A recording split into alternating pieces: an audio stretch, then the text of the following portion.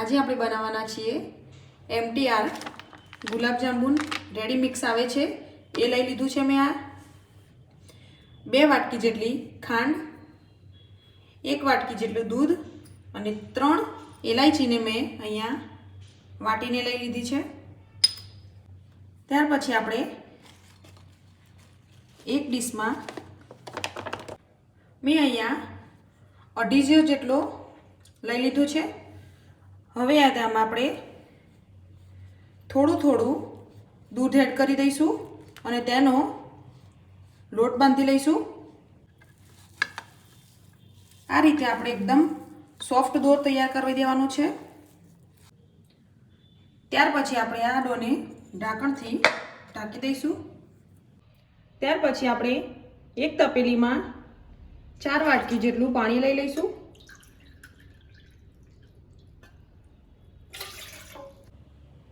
ત્યાર પછી 2 વાટકી જેટલી ખાંડ લઈ લઈશું.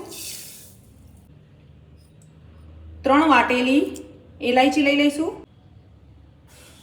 હવે આપણે 5 થી 10 મિનિટ સુધી આ ચાસણીને ઉકાળીશું. આપણે જે લોટ રેડી કરેલો હતો તેને આપણે લઈ લઈશું.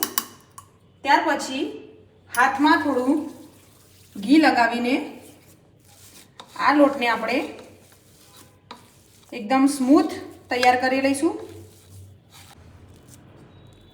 આ રીતે આપણે એકદમ સ્મૂથ તેને તૈયાર કરી લેવાનો છે. હવે એમાંથી આપણે નાના નાના ગુલાબજાંબુ આ રીતે ગોળ તૈયાર કરી લઈશું. એકદમ સ્મૂથ રીતે કરવાના છે. તિરાડ ના રહેવી જોઈએ આપણે ગુલાબજાંબુમાં. આ રીતે ગુલાબજાંબુ આપણે રેડી કરી લેવાના છે. આ રીતે આપણે બધા જ ગુલાબજાંબુ રેડી કરી લઈશું. ત્યાર પછી આપણી ચાસણી ચેક કરી લઈશું. આપણી ચાસણી રેડી થઈ ગઈ છે. આપણી ચાસણીને મધ જેવી તા સ્ટીકી રાખવાની છે. હવે આપણે ચાસણીને ઠંડી થવા દઈશું. ત્યાર પછી આપણે એક કઢાઈમાં તેલ લઈ લઈશું. તમે ઘીનો પણ યુઝ કરી શકો છો. મેં અહીંયા તેલ લીધું છે. આપણું ગરમ તેલ થઈ જાય એ પછી આપણે જે ગુલાબજાંબુ બનાવ્યા હતા એ બધા એડ કરી દઈશું.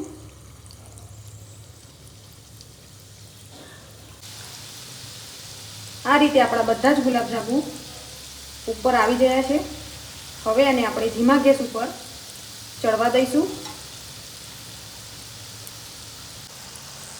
આ રીતે આપણા બધા જ ગોલ્ડન બ્રાઉન થઈ જાય ત્યાં સુધી આપણે ચડવા દઈશું. તમે જોઈ શકો છો આપણા ગોલ્ડન બ્રાઉન થઈ ગયા છે. હવે આપણે આને લઈ લઈશું. આપણા ગુલાબજાંબુ આ રીતે ગોલ્ડન બ્રાઉન થઈ જાય એ પછી લઈ લઈશું. તેમાં આપણે ચાસણીમાં જ એડ કરી દેવાના છે. ચાસણી આપણે ઠંડી રાખવાની છે. આપણે ગુલાબજાંબુ તેમાં એડ કરી દીધા છે.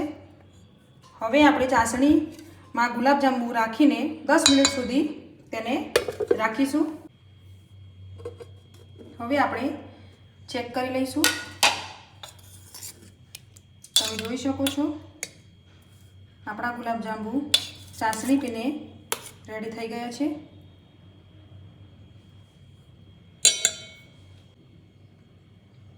એકદમ સોફ્ટ આપણા ગુલાબજાંબુ તૈયાર થઈ ગયા છે.